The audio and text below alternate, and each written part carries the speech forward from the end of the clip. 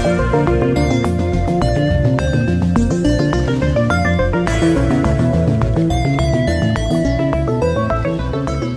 to the Assist Podcast. I'm your host, Zach Schwartz, and March Madness, not really madness this year, very chalky, but it's still underway. We're a week in, the first round and second round have been played, and to help me talk about it and break down the Sweet 16 and further on from that is the basketball expert of the Assist, Kyle Milner.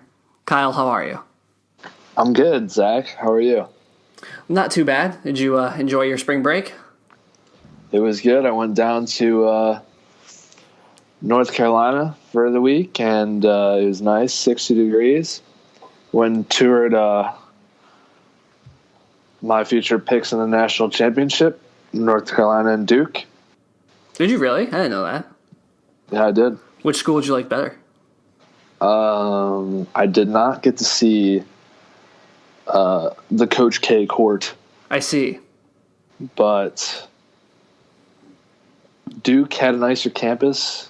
North Carolina, I got to go in their arena, so I guess they got a plus for that. That's pretty sweet. Yeah, both teams are in the Sweet 16 now. Yes, they are. It's pretty cool. After you were present on their campus. It's pretty cool. Should you say I had something to do with that? You might have, so maybe your blessing can make one of these teams win the title. And you know who did not have your blessing yesterday? UCF. I couldn't afford the plane ticket. I'm still kind of hungover from that, depressed. Poor Taco. So, if you don't know what we're talking about, Duke defeated UCF, my beloved UCF, 77-76. UCF gave them all they could handle. They played great defense, which I will talk about. Taco Fall did Taco Fall things, and what I mean is just dunking all the time. He blocked Zion a couple times, so I tweeted out that Taco should be the number one pick, and based on the amount of likes I got, which was 0, many people do not agree with me. But it was a fascinating game. Aubrey Dawkins went off, former Wolverine actually, transferred from Michigan to UCF, and probably about a half inch around that rim from going in, and you were the one that actually was texting me throughout the game. I had a bunch of people text me at the end, but you texted me during the game when Aubrey Dawkins missed the alley-oop and said that could cost him, and you were absolutely correct. So thank you for that. Gotta make your layups. I know, it's true. So, and he went off that game, so I don't even blame him. He had 30-something points, and but Duke looked very vulnerable. Did you watch the whole game? I cannot say that I did. I watched the second half. Okay. So basically I watched the game. Yeah. As I say, the first half, they went on a run at the end of the game, Duke did. And I thought they were going to blow us out of the water. The one thing I remember, I didn't say it last week on the March Madness pod, which if you listen to, I'm sorry. I picked a lot of upsets. It didn't work out. I'm in last place in our bracket pool.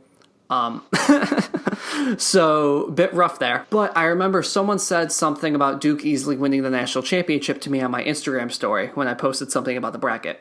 And I asked the question, are we sure RJ Barrett and Cam Reddish, two highly touted recruits, actually good? Are they actually good?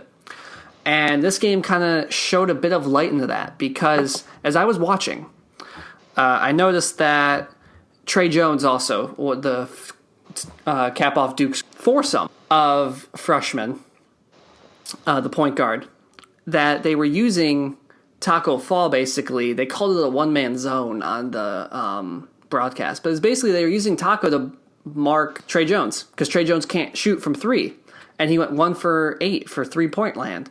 And the Ben Simmons effect. Exactly.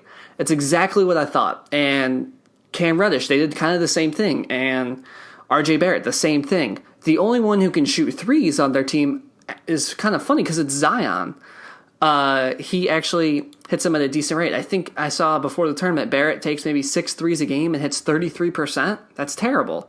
Reddish is below that. And I remember reading the draft prospects kind of guide that starts to come out, and the scouts, the worst thing that both Reddish and Barrett do is that they can't shoot threes, which is kind of crazy to think. We talk about these super kids now coming in after watching Steph Curry for so many years and stuff like that, and Ray Allen before him, and no one but Zion can shoot threes on this team. And so I was watching that game yesterday, and every time Trey Jones, RJ Barrett, and Cam Reddish pulled up from three, I was so happy. Every time Zion touched the ball, I was so scared. I mean, that man, trying to root against him, that man, very scary. He ended up with 32 points or something like that. But my point being that if RJ is not slashing to the hoop and get in the paint, that's where he killed us when Taco wasn't on the floor. But in terms of going forward now, because Duke gets Virginia Tech, and then if they win, the winner of Michigan State, LSU in the Elite Eight, and teams like Gonzaga, Michigan, Virginia are still looming out there. If you have a decent rim protector, like, say, a Brandon Clark from Gonzaga, that discourages a couple of those guys from driving sometimes and encourages them to shoot threes, I don't think Duke's going to win the national championship.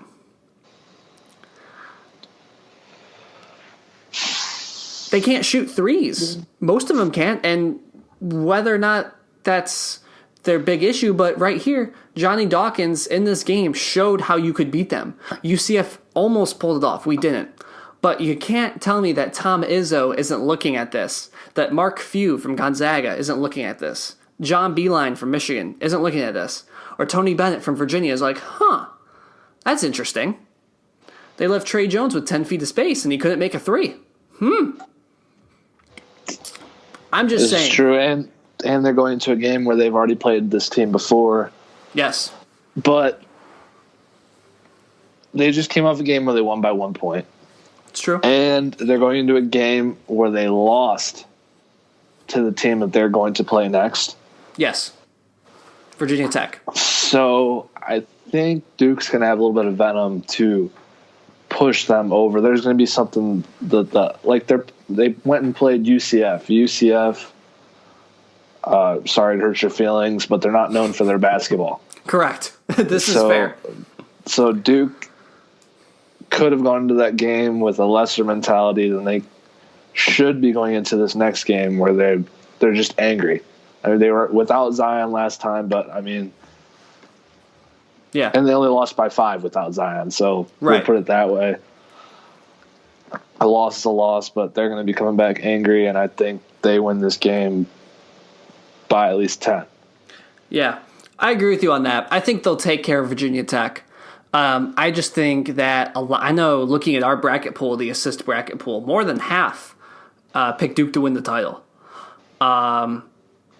And although I didn't really have a reason to, like I just kind of laid out, I picked Virginia just because I figured if everyone's picking Duke, the only chance I would have to win is picking someone else.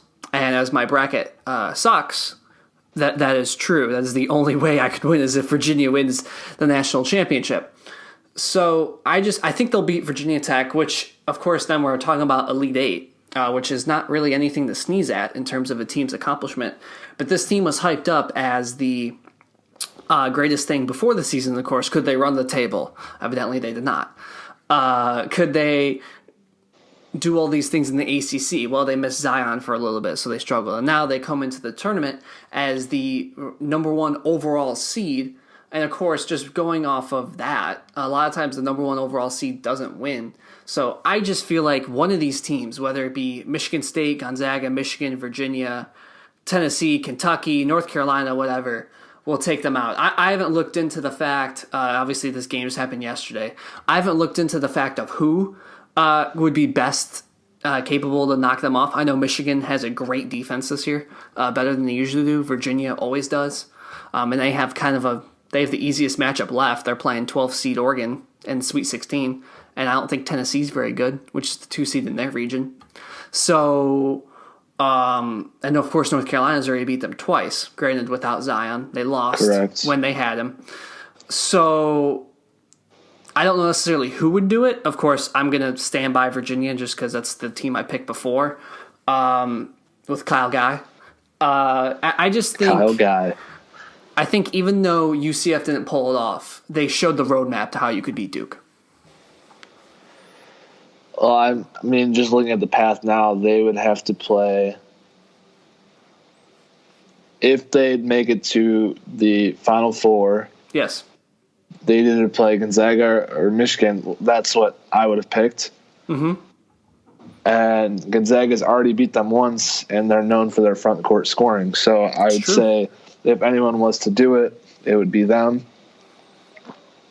Yeah. Just based on that half of the bracket, not including the eventual championship game. But Right.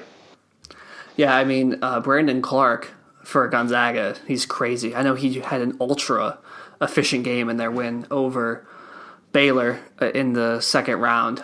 I mean, he's legit pro prospect. He's insane. He's only 6'8", too, but he's a great center. Duke's getting exposed for they're an offensive minded team, so they're going to go outscore the other team. And just at the end of that game, like the ball movement and the quick jab step, Zion gets blown by every time. He's not a quick guy. He's explosive, but he's not quick. Yeah, he catches up a lot. That's where you see his highlight plays, that he catches up. So, like, he's the only guy with size that they'd probably keep in the game. Bolden didn't play very much at the end of the game yesterday. No, he didn't. Even when Taco was on the floor. Which kind of, I don't know if they were trying to double Taco in the post, which is what I'd assume, or what. But the only guy I could really see guarding Taco is Zion, and Zion's just he's too small. Yeah. I mean, that's where I would put him because he's not quick. You just have him guard the big guy. But if that's what they want to do, play small the Warriors' way. Right. Well, yeah, it's just interesting because I think their best defender is Trey Jones, the point guard who can't shoot. So in a close game, you can't take him off because he's guarding the best player on the other team, most likely. I know it's what they did yesterday in crunch time. They had Trey Jones guard B.J. Taylor, our clutch guy. So Coach K, I mean, obviously one of the greats, maybe possibly the greatest coach of all time.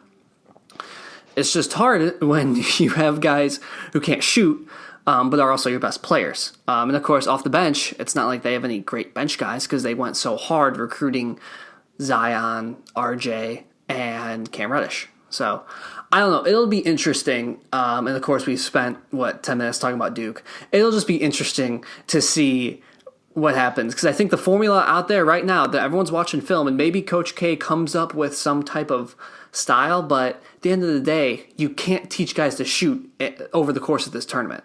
You can't. And of course, they could get hot. I mean, they shot pretty well in that game, actually. I think they went 40% from three or something like that.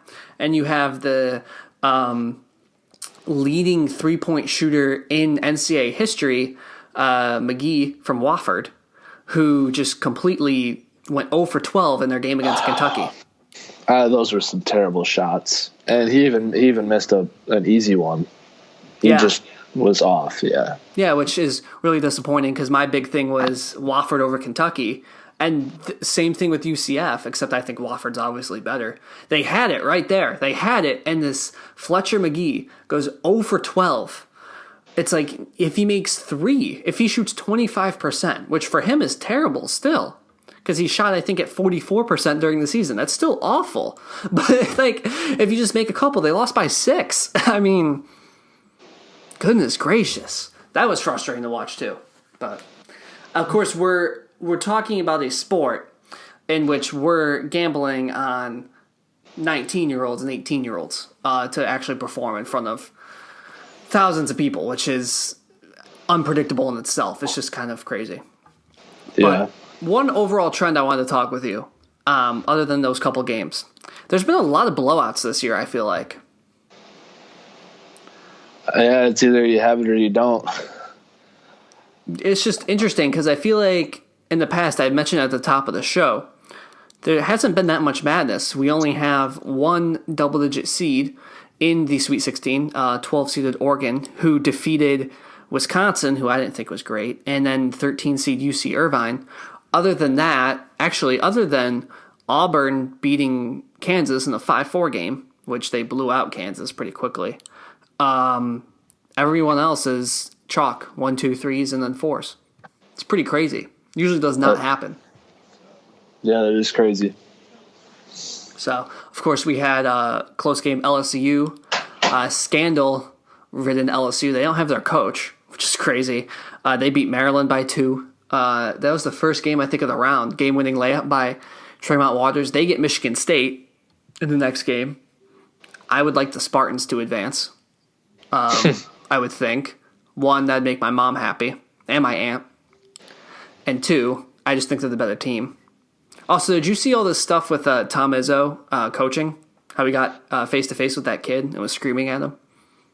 Yeah, and that's where I think parents have become, in this day and age, too involved in child's athletics.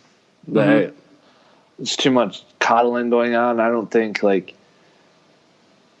I think it goes full circle. Like, some coaches as well, the way kids grow up, it's all about doing everything a certain way, and I don't think kids get the freedom to experience all these different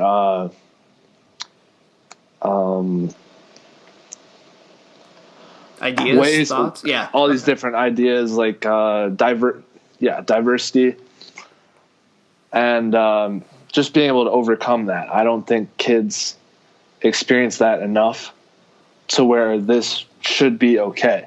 That's his philosophy of coaching. The guys, they're having a great season, so it's obviously not doing them any harm. Right. So I just think it's people being overprotective of their children and just not wanting to see their kids yelled at. Yeah. I mean, I just wonder, all these people complaining about this, which I'm the same with you. I don't see any problem with this. I wonder if they've ever seen Tom Izzo before. Because obviously my mom went to Michigan State. As I mentioned, my aunt went to Michigan State. I watch a lot of Michigan State basketball over the years. And it's kind of a recurring joke with my mom, is that Tom Izzo looks like he's going to break blood vessels in his neck consistently during games. I mean, this man turns red. And when they have halftime interviews with him, he sounds like he's croaking because he can't, that's just his style, like you said. And a lot of college coaches are like this. I don't think Coach K is, because he just seems pretty chill in his elder age. But we're not in the era of Bob Knight at Indiana, where throwing chairs. Exactly. It's so that's my thing. It's just hands around kids' throats. Right. Yeah, that's a completely different situation. We've certainly gotten better than that. I agree with you. I don't really see anything wrong. And I know we've had coaches before that have gotten into us, and it's not this attitude of, oh, this guy's a jerk. It's like, well, you know what? I'm getting yelled at for a reason. And he's right, because I just straight up didn't do this or that or something like that. You certainly won't do it again. Right. So that's the thing. And there's no abuse or anything like that going on. So I don't know. I agree with you completely on that. I think Michigan State as a culture, that kind of intensity just breeds competitors. You see Draymond Green, Magic Johnson, Miles Bridges. They're all competitors. They all come out and they just want to compete, and they're all successful in what they do because of that. Yeah, it's been a long basketball culture there. You're absolutely right. Izzo's been there for, I don't know how many years, it's 15, 16, 17. It's a long time. So you're right. It's essentially his culture at this point. So yeah, that's a very good point. Transitioning into another region, Gonzaga plays 4th-seeded Florida State. Florida State went through Vermont, and Morant yet led Murray State. They blew them out. That was crazy, by 30 or so. Of course, these two teams played last year in a 9 versus 4 matchup. Gonzaga was a 4 seed. Florida State won by 15 on their way to the Elite Eight. So that's interesting. Florida State, I was watching them a little bit. They seem to just have a limitless amount of guys that are 6'8" with giant wingspans, which is a good way to build a basketball team, I guess, nowadays. And of course, Gonzaga, one of the most talented teams in the country, even if they don't play in a big conference. So I like the Zags still. I think they're too talented.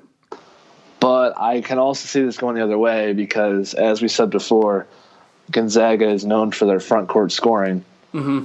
And FSU is known for their defense and their size and their depth.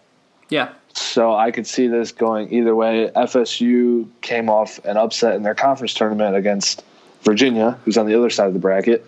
Right. So I don't have FSU winning, but I could see it happening. I'm going to take the Zags as well.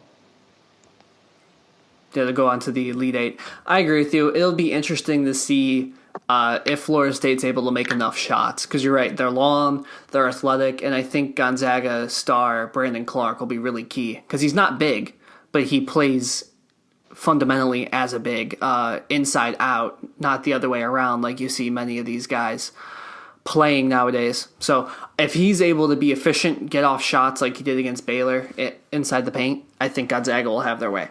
But we'll see. We'll see. I think that game's on Thursday night.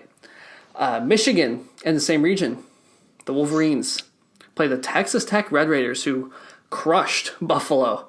I mean, I thought Buffalo would make this a game, but they crushed Buffalo, beat Northern Kentucky before that. Michigan's beaten Montana and Florida, holding both opponents under 55 points. This is a defense-led John Beilein team, and they're in their third straight Sweet 16. I had Michigan in the Final Four as a homer pick. Anytime they're a 3 seed or above, I put them in the Final Four for no reason. But I really like this team watching that Florida game. Jordan Poole has been playing really well. Xavier Simpson, and I don't even want to try to pronounce his name, but I will. Ignaz Brazdeikis is their best player. I think Michigan will win. I'm gonna agree with you on that. I really don't think Texas Tech comes from the other side of the bracket. Or the other side. I don't really think they have been tested. Yeah. Buffalo, I mean, they played a close conference championship game against BG. Right. Your BG. My BG. So just putting that into perspective, this is probably BG's first good year of basketball. That doesn't really translate to this level. So I'm going to take Michigan, still keeping Texas Tech scoring low. I just have a hard time feeling like Texas Tech is a legit team. I know they played well enough to earn a 3 seed, obviously. It just feels a bit weird, you know what I mean? They're kind of outliers. Yeah. So, all right, both have the Wolverines there. You already know how I feel about Virginia versus Oregon. I think Virginia will... This is, as I said on the pod with Max, this is the team of destiny right here. I believe in the Cavaliers. They've made it this far. I think they take down Oregon. Oregon is hot, though. They are. They won their conference tournament. Imagine if they had Bol Bol this whole time. Yeah, I think he might have been, the 6th best recruit or something like that? Manute Bol's son, correct? Correct. He's out with injury. Okay. But I also have Virginia. Yeah. DeAndre Hunter has a big game. Purdue and Tennessee in that region as well. Carson Edwards, 42 points in 39 minutes versus Villanova. I had picked Villanova over Purdue because I didn't feel like Purdue was that great. Yeah, they murdered Villanova by 26. Defending champion Villanova, 87-61. Carson Edwards, 42 points, like I said. Tennessee struggled against Colgate, struggled against Iowa, winning an OT. Purdue's kind of turned me around a little bit. I think they'll win. It's unless Carson Edwards, of course, goes cold, then we have issues. But Tennessee, I know they have good players in Admiral Schofield. Grant Williams, they just haven't really been performing. And even against Auburn in their SEC title game, they haven't looked good. Tennessee's got a point to prove. They were a top 10 team all year. Mm-hmm. SEC, I don't really think it's that great of a conference anymore. Yeah. You have Tennessee and Kentucky. And LSU won the title this year, actually. And LSU. It's kind of crazy. So, and I mean, LSU in recent years hasn't been. But beside the point, I think Purdue comes in, they're hot. I think they're going to win this game with the upset. And to really show Tennessee what they're actually made of. All right. Okay. I like it. Speaking of Auburn and the Midwest, they're playing North Carolina. Auburn's also been very hot. They knocked off New Mexico State in a game that made me so upset. I had New Mexico State. Choked at the final buzzer. I was watching in my lab, pipetting DNA while watching this game. Very sad. And then they smashed Kansas, like I mentioned earlier. A not very great Kansas team, I should add, though. North Carolina beat Iona and handled Washington. I think Auburn's run ends here. I think UNC is a very complete team. Kobe White, Nasser Little's finding his feet a little bit, among other players as well. I think UNC will handle this team. I agree. I have a funny story. I was watching this Auburn game, Auburn versus New Mexico State, like you were saying. Yeah. Eating some famous North Carolina barbecue. Ooh. And right at the end of the game, I was watching it and wasn't watching my sandwich, and it fell onto my shirt. Ah. Yeah, so it's a funny story. But I'm taking North Carolina because of their barbecue. There we go. That's how no it goes. Other reason.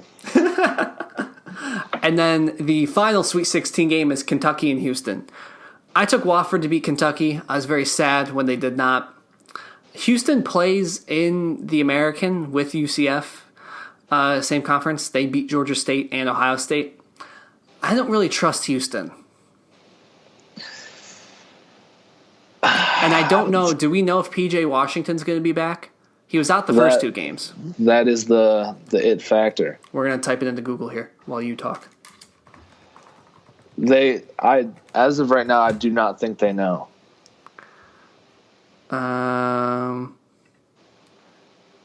Because I just watched a video on it. Oh, you did? Okay, so he's not playing? No, it's iffy. It's iffy. Okay. They proved they handled a very good Wofford team. I'll still take them. I'll take them either way. We don't know. I'll take them either way. I'll take Kentucky. Kentucky? Ooh. I have to check my bracket. Stick to your guns. Stick to my guns. Let's see here. No, you know what? My bracket says the other way around, but I'm going to take Kentucky too. All right. Because I filled that out before the tournament. Good point. And this is madness. This is madness, except Kentucky's the higher seed. And so whatever. I'm just going against my pick. It's very true. Very true. So you heard our expert opinions. I think ESPN does a second chance bracket, which I'm going to fill out. So I'll fill that out with these. What was your original Final Four, if I may ask? It was Duke, Michigan, Virginia, and North Carolina. Oh, wow, same. A pretty standard pick besides Michigan, but... And it turns out the tournament has been that way, though. It's been pretty chalky. I have no reason to change from mine. Michigan State and Duke a little bit, maybe. Thought. Everything else I'm keeping the same. Gonzaga, too, possibly. I don't think I'd change anything. The funny thing is, we do a bracket with our team here at BG. Yeah. Which is just a couple of the guys. And the best bracket out of all of us is one of our French players who just picked the best team every single time. Oh, and really? He's leading us all. Well, I think that's the thing that's been crazy is in the terms of madness. And, of course, Max called me out on it last week, telling me I overdid it, and he was right. But we haven't seen – we've had teams like Florida State, like Loyola Chicago, VCU. These type of teams have broken through, and there's – unless Oregon, of course, I guess, wins and keeps going, they would be the team. But other than that, there hasn't been anyone else in the Sweet 16, and it's been really chalky, which is really interesting. That's what's interesting about that Virginia-Oregon game. Virginia has already blown their championship chances once this season, so we'll see what happens there. But I wouldn't change anything about my Final Four. I still think it's pretty probable that it will happen. Yeah. I agree with you completely, having the same Final Four. I think this is, as bad as my bracket is, this has to be one of the first years I've had my whole Final Four intact. After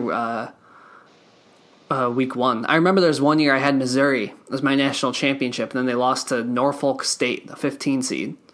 And I was able to quit on my bracket day one. It's just done. I think I picked Virginia last year. And, Same problem. And they were upset very early. It's like, that's what I was thinking. I mean, they were down to Gardner-Webb in the first half, and I said, they really can't do this 2 years in a row, can they? Turns out they did not, but the internet had fun with that. So, yes, they did.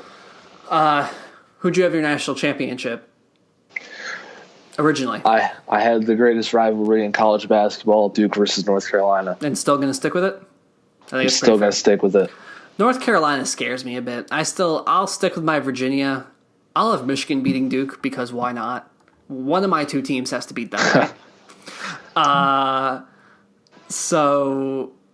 But yeah, I think it's just tough. Oh, so you had who's your championship game? It was Duke and Virginia. I had all ACC. Yeah. Oh, okay, gotcha. Yeah. Who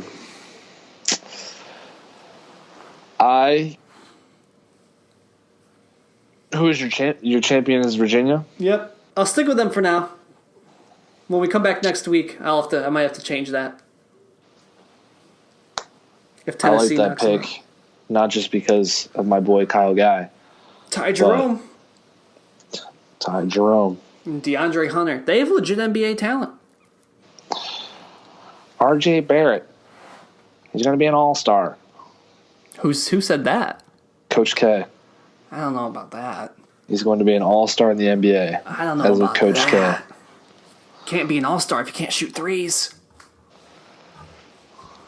33% still decent on the year. Yeah, is it? You have to move the line back a couple feet, don't you, to get to the NBA? I'm pretty sure it's a couple feet back. He's a very good driver. He's a very good driver. Whenever he slashes, he's that kind of shooting guard, which is fine. It's almost like a Dwayne Wade-esque, which is cool. The fact that he can score inside and out brings him that much more of a game, whereas a guy like a one-dimensional let's just look at the Sixers, for example. They have a bunch of one-dimensional players. Right, yeah. That's fair. Ben Simmons or... He's not as bad as Simmons, yeah. Yeah. That's fair. So, I mean, he has that... he brings that extra juice or whatever to his game to where he can excel at the next level. So he doesn't have to be strictly a three-point shooter. That's true. Let's talk about Zion. I know they won, but missed free throw at the end of the game. Every time. Now, I've watched Zion, and I haven't had this perspective. Wanting UCF to win, rooting against Zion. Every time he touched the ball, I was scared. Every time. I know he missed the free throw. Now, I know from your LeBron days, you are very scared of players that miss free throws. I'm anti-superhuman. I mean, if he had missed that like he did, and they didn't get the rebound, that would have been the choke job of the century for Zion. It would have been all over the place. Instead, obviously, narrative gets rewritten. But, I mean, every time he touched the ball, I was scared. And that's even from the three-point line. There were a couple times where someone forgot to rotate, and they left him a couple feet of space. He can shoot for threes, no problem. So he's a pretty good stroke. Yeah, he takes scoring inside and out to the next level. Yeah, so we talk about RJ has to get a little bit better at that. Zion has no issues anywhere. Like you said, he may not be quick, but he's explosive, and I mean that shows when he gets the ball on the block. When he turns, he can very quickly. He showed when he got Taco to foul out right at the end of the game. So just power. And I had a friend there at the game, and she texted us before the game saying, yeah, Zion is mad thick, like in person. Like it is insane. So I have an interesting question for you. This will be our last question before we go. I was talking to a person. I will not name them because I don't think they want to be named on this. I was talking to a person over spring break, a Cat fan. And person. Yeah, I'll tell you afterwards. They said that they think that RJ would be a better fit for the Cavs than Zion. Were you talking to my dad? No. Does he have the same belief? He has the same belief. Please tell me you think that's a bit crazy. I think it's crazy. If you get the number 1 pick, you have to pick Zion, right? But yes, you do. It's like having LeBron as your number 1 pick. They're not the same. Right. I don't want to compare the two. I hate that there's comparisons to the two. It's like saying LeBron and Michael Jordan. There's no comparison. Yeah. There's only one GOAT. Right. But we won't talk about that. Not yet. Yeah, I don't think. Yeah, RJ brings a dynamic. He's kind of a well-rounded player. But Zion, he shoots 68% field goal percentage. Yeah. On the season. Right. It's insane. Still 33% from 3. So, I mean, you can't go wrong. Right. I think Zion is more of a player to build your team around, where RJ kind of has a more defined role already. Like, you already know what you're going to get. And if he can develop a dynamite 3-point shot, then that's just a bonus. You know what I mean? Whereas Zion, you're kind of like, all right, you can do this or this or this. And that's where I guess that kind of thought comes from. But I agree. I'm like, if you're the Cavs and you have Sexton and you have Kevin Love, who, I mean, let's be honest, he's a good, I mean, you already saw he can be a good role player, and above average, certainly, and a leading scorer on a crap team. And then who else do you really want to keep? Like, I went to a Cavs game. Nick Stauskas isn't staying around. No. I actually like Nick Stauskas. But I thought it was interesting. Tracy McGrady the other day said on ESPN that Zion doesn't want to go to a big market team.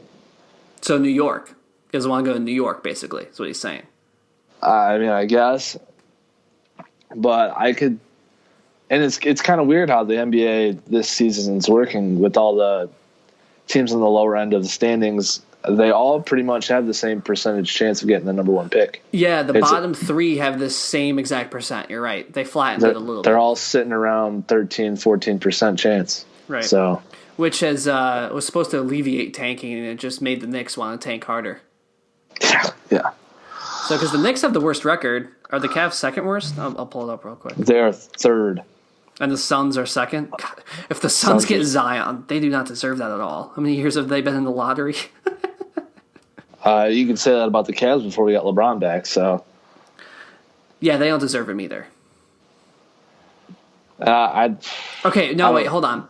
The fans do. The owner doesn't. There. My fault. My bad. For any Cleveland person about to attack me. Your owner is crap. I mean, I wasn't, but yeah. I know, say some people believe the fans are great. Okay, yeah, the fans are great in Cleveland. Obviously, you guys won that 2016 title. That's great. Your owner, though, ran out the second best player of all time and then barely forged it enough I don't know that he back. ran him out. I think LeBron's got a lot going through his head to where he's planning 10 years ahead. And I mean, he definitely is. I was talking with someone about that. And it's just like, about LA, why he went. And it's just like, well, you notice that Space Jam 2 is getting made now, right? Like, it's part of it. I saw an LA fan tweet the other day that this Space Jam 2 movie better be great for making us miss the playoff. It's not even his fault, though. But then you see his psychologist or whoever put it on Instagram the other day. With the injury. With the injury, that he was supposed to be out for 6 months and was only out for 6 weeks. So, right. I mean, you can only fault the guy so much for putting his health in the line for it. Yeah, and when he was given Basketball. a team with Rajon Rondo and JaVale McGee, here's your supporting cast. I mean, some players pass their time. Yeah, truly have. All right, Kyle Milner, thank you for coming on again. It was delightful. It was a pleasure. Let's hope our Sweet 16 picks look a bit better than our first and second round picks. Everyone, please go subscribe to the Assist Podcast.